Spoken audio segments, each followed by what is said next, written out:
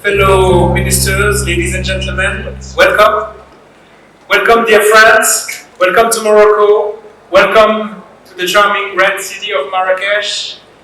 And I'm truly honored to open this gala with a few remarks. First, I would like to express my deepest gratitude to Bloomberg and the AMG's team members for hosting this event, as well as gathering each and every one of you. You people have the power to make a significant impact on Africa's future. I must say, as a minister in charge of investment, I'm used to pitch Morocco's compelling case, yet I admit it is quite hard to convey the potential of a country within a few minutes, let alone an entire continent. But if I perform my duties with finesse, and if the food is good enough, you should all be drafting MOUs by the end of the evening. And believe me, you should.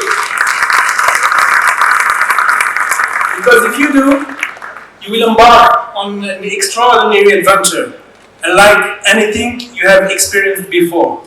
Because if you do, you will become part of our shared dreams. Because if you do, you'll be signing up for history.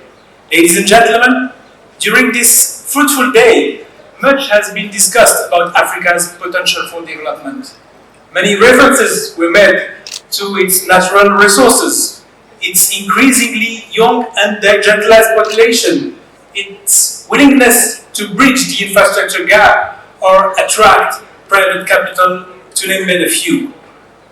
And you might expect me to highlight these assets again tonight. However, I would like to cast on Africa an entirely new perspective.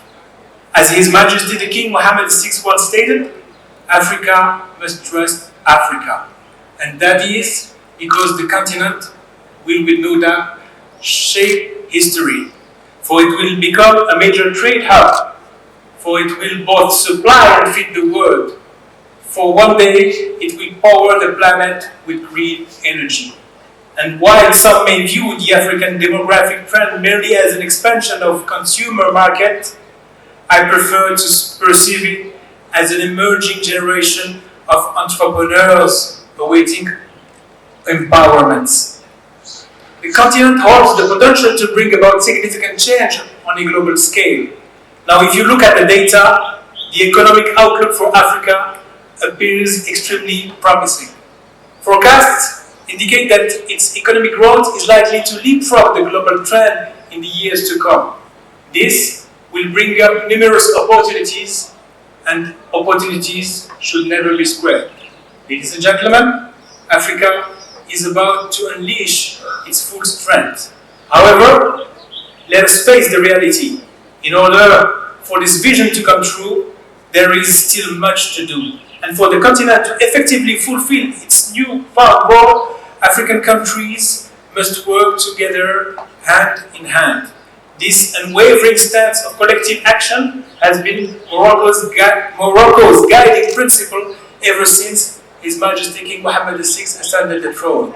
His forceful advocacy for African integration has fortified our economic ties and expanded the presence of Moroccan companies across the continent.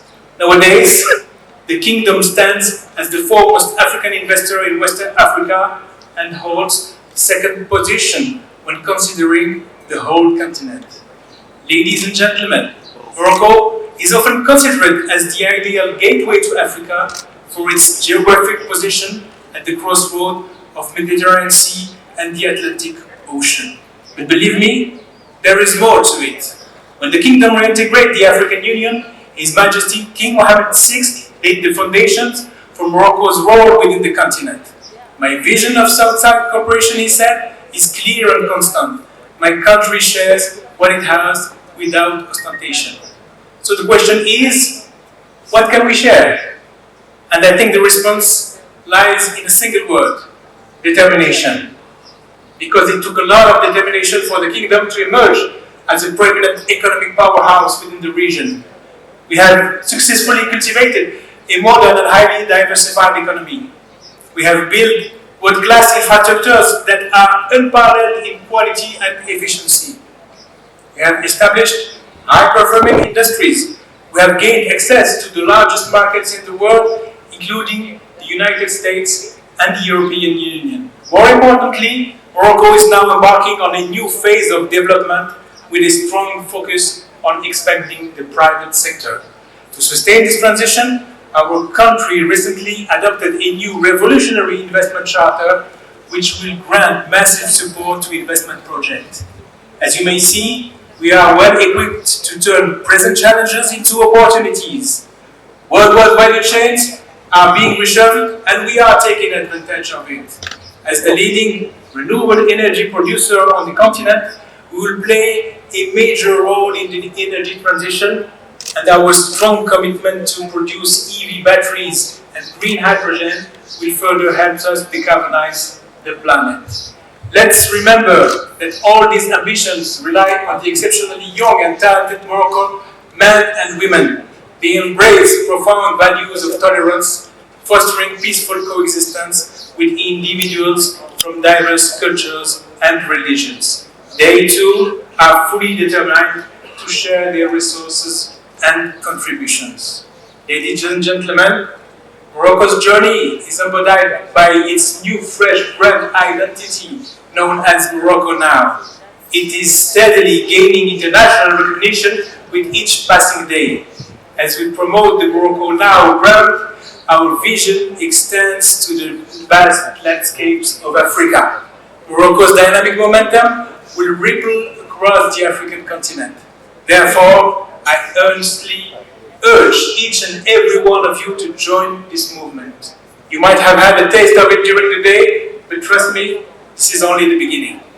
As His Majesty the King Mohammed VI once stated, as far as Morocco is concerned, Africa is the future, and the future starts today.